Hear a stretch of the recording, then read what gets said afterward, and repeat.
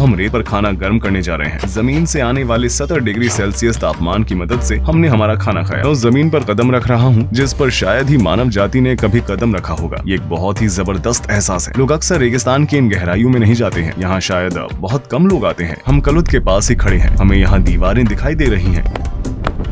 देखो ये कैसे बना हुआ है। ये बहुत ही सख्त और बहुत बड़ा है। अब हमें वापस अपने कैंप साइट पर जाना है। हमारा सारा पानी खत्म हो चुका है। हमारे पैरों के निशान लगभग गायब हो गए हैं। ये सब कुछ एक जैसा ही दिखाई देता है। हमें वो जगहें याद ही नहीं है जहाँ से गुजरे थे। हम लगभग 3 घंटे से पैदल चल रहे हैं। सूरज थोड़ा अस्त हो चुका है। तापमान भी धीरे धीरे कम हो रहा है। मेरे ख्याल से अब तापमान 45 डिग्री है। रेगिस्तान एक ऐसी सड़क है जो कभी भी खत्म नहीं होती है। जहाँ पर भी आपकी नजर जाएगी वहाँ आपको रेत से ढकी हुई हजारों सड़कें दिखाई देंगी। लेकिन जो दिशा नहीं जानते उनके लिए एक ही नियति होती है। कुछ पक्षी रेगिस्तान में प्रवेश तो करते हैं लेकिन यहाँ की तेज गर्मी को सहन नहीं कर पाते और यहीं फंस जाते हैं और आकाश से नीचे गिरकर वे इकोलॉजिकल बैलेंस बनाते हैं जिसमें ग्रासहॉपर्स और रेगिस्तानी लोमड़ियां शामिल हैं।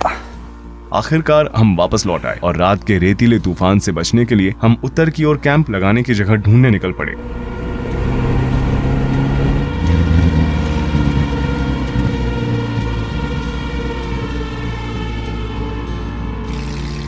शाम 7:30 बजे मौसम इतना ठंडा हो गया था कि हम अपनी टोपी उतार सके। उस वक्त हवा की गति भी बढ़ गई थी और हम सब यही उम्मीद कर रहे थे कि हमें रात को तूफान का सामना न करना पड़े। सौभाग्यवश हम इस उच्च स्थान पर सुरक्षित हैं और कल सफर करने से पहले सूर्यास्त का आनंद ले रहे हैं। आपको ये दिखाने के लिए कि लूट रेगिस्तान में भी जीव जंतु रहते हैं, मैंने एक लाइट ट्रैप तैयार किया है। देखते हैं कि हमें रात को कौन से जानवर देखने को मिलते हैं। इस क्षेत्र में जैव विविधता पर पाई जाने वाली जानकारी बहुत ही सीमित है, लेकिन उत्तर में बंजर वनस्पतियों के अलावा कई प्रजातियां भी देखी जा सकती हैं, जिनमें रेगिस्तान लोमड़ी, सांप, छिपकली, एलोरिलिस, मकड़ी, कीट और लाल रंग के डाटर शामिल हैं। हालांकि कई सोर्सेज में ये विशेष रूप से कहा गया है कि गैंडोम बेरियन में कोई भी जीवित प्राणी मौजूद नहीं है, जो कि सबसे गर्म क्षेत्र है जहां हम कल दोपहर में पहुंचेंगे। इस पेड़ को नेपका ट्री कहा जाता है। जैसा कि आप देख ही सकते हैं इसके नीचे बहुत सारी रेत है क्योंकि यहाँ कई सारे रेतीले तूफान आते रहते हैं और पेड़ की जड़ में रेत जमा हो जाते हैं। ये एक तरह से इस रेत पर बड़ा हो रहा है। छोटे छोटे नेपका ट्रीज जो कुछ पौधों की प्रजातियों में से एक है, उन्हें रेगिस्तान के प्रतिकूल स्थान में देखा जा सकता है और ये हर जगह है। वे जिन पहाड़ियों पर लगे हुए होते हैं वे उनके साथ ही बढ़ते हैं। ये एक ऐसी जगह है जहाँ सालों तक ऊँटों के साथ घूमने वाले भी मुश्किल से जीवित रह पाते हैं। कुछ लेजेंड्स के मुताबिक यात्रा पूरी करते करते हफ्ते लग जाते थे और यहाँ तक कि ऊँट के भी घुटने कांपने लगते थे। वास्तविक दिखाई देने वाली मिराज हमेशा एडवेंचर करने वाले लोगों को भटका देती है। क्या है कि गेहूं से भरे हुए एक कारवां को जमीन पर छोड़ना पड़ा था और जब वे कुछ दिनों बाद अपने ऊँट के साथ वापस लौटे तो उन्होंने देखा कि उनके गेहूं भुने हुए थे। फारसी में गैंडोम बेरियन का मतलब होता है भुना हुआ गेहूं। आसपास के रेत के टीले और पहाड़ों की वजह से गर्म हवा जमीन में ही दबी रहती है। इसकी कम ऊंचाई हवा के बढ़ने और ठंडी होने की संभावना को कम कर देती है। इसकी सतह पर सूर्य वोल्केनिक रॉक्स के डार्क कलर को लगभग सोख लेता है। गैंडोम बेरियन जाते वक्त हमें 2 मोटरसाइकिल के पहिए मिले। हमें